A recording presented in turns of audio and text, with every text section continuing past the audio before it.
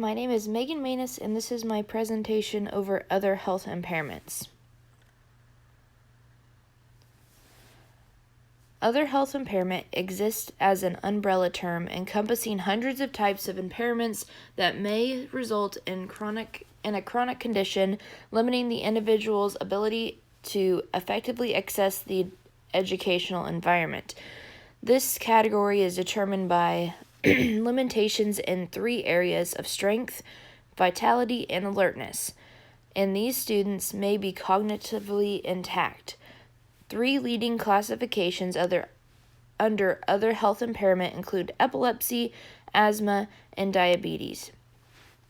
However, it is the subcategory of ADHD, or Attention Deficit Hyperactivity Disorder, that will probably impact your classroom most frequently.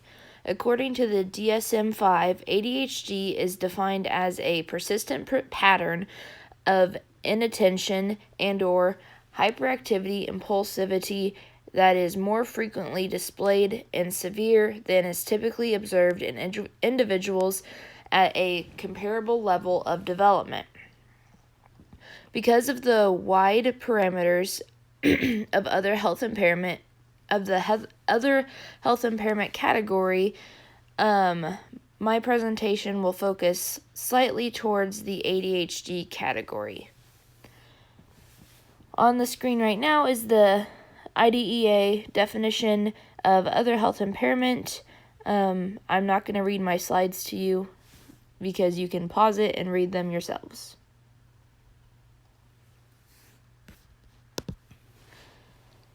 So, typical or common characteristics of an individual with this disability. IDEA lists a number of different chronic health problems as possible reasons for the other health impairment label, including asthma, attention deficit disorder, attention deficit hyperactivity disorder, diabetes, epilepsy, and many other things. It would be impossible to list all of the possible characteristics under such a large disability category. A primary issue is that in other health impairments, whatever the condition, the resulting symptoms could adversely impact the student's educational performance. If a student has diabetes, but it is controlled through medication and does not impact their learning, then the special education services are not appropriate for that child. Students with ADHD are categorized according to their characteristics in 3 distinct subcategories or subtypes. Predominantly inattentive ADHD, predominantly hyperactive, impulsive ADHD, or a combination type of both. The prevalence factors. So the U.S. Department of Education reports 5,971,945 students receiving special education services in 2003 to 2004 school year. Of that number, 7.6% of the students received special education services based on the classification of other health impairments. Because the IDEA does not specifically define or count incidence of ADHD, the exact prevalence of the condition is difficult to determine.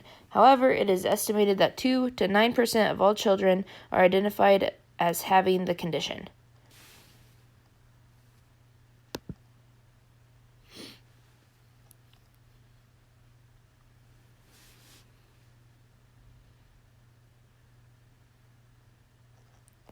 So, most of these result from infections, genetic factors, environmental influences, prenatal influences, during pregnancy influences, and then after pregnancy influences. However, they can be grouped into some general areas, which are listed on the bulletin points below. So, accommodations or instructional strategies is just to make the least restrictive instructional accommodations that you can, use technology when it's appropriate, modify the environment, standing tables, adaptive equipment, etc. Use visuals or hands-on materials, incorporate movement into your lessons, and allow extra time on assignments and tests. But at the end of the day, you know each one of your students the best, and so whatever you think would be a good accommodation or instructional strategy for an individualized approach to your classroom. These are some organizations for further information and support for the other health impairment category. So the first one is the National Association of Special Education Teachers, and that just gives a great overlook of what counts as other health impairment, and it's from more of a teacher's point of view.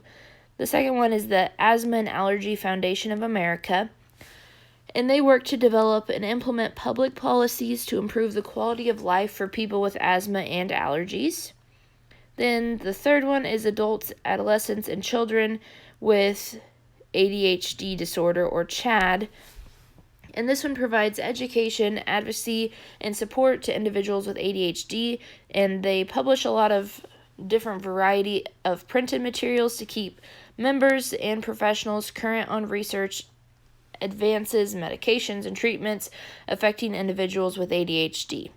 And then the last one is just the Project IDEAL, and I really liked this website and just resource in general because it gave, I think, the most information about other health impairment, because since it's such a broad, kind of a catch-all category under the IDEA, this really goes into more depth about what qualifies for other health impairment and some of the things that you can do to help those students.